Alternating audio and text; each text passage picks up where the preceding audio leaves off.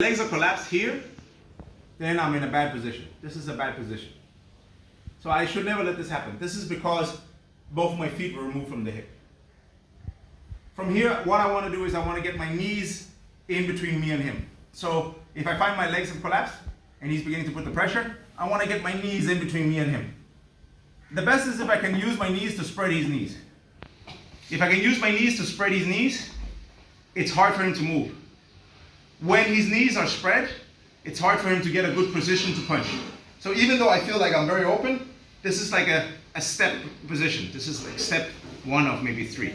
So my legs are collapsed. I search back to spread his legs. I can grab, and now I can go back to the sweep. If he kicks his leg out, I can go back on the hip. And now I've restarted. So here, he steps forward. I go for some kind of sweep. I go for some kind of sweep. I need to get my knees in between. I go back. I'm working constantly with my legs. Okay? Don't forget my guard. So I don't want to be too strong and stiff in my legs. I want my legs to be agile so that he doesn't bypass and collapse my knees. One more time. So, here. Here, up,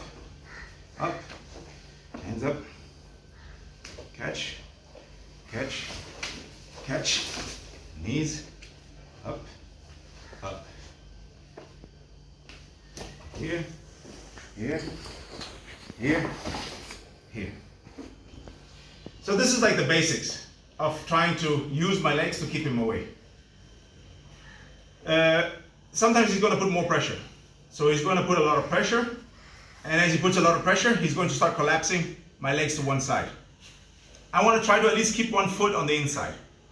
When I keep one foot on the inside, I can use this to press his leg that way. Now with my arm, I'm going to pull his leg all the way up to my ear.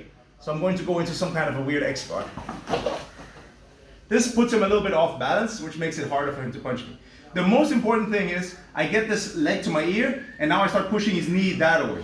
I want to get his knee away. If his knee is turning towards me, if he can turn his knees toward me, that means all his punches are turning toward me. Both hands can punch me. If I can push his leg away, now his hands are pushing in the direction of his knee, that his knee is turning. So I'm pushing here. I can even use this, and now I can use some kind of an X guard to turn him away from me. My most important goal is to avoid the punches. If I can turn his knee away from me, his hands will turn away from me.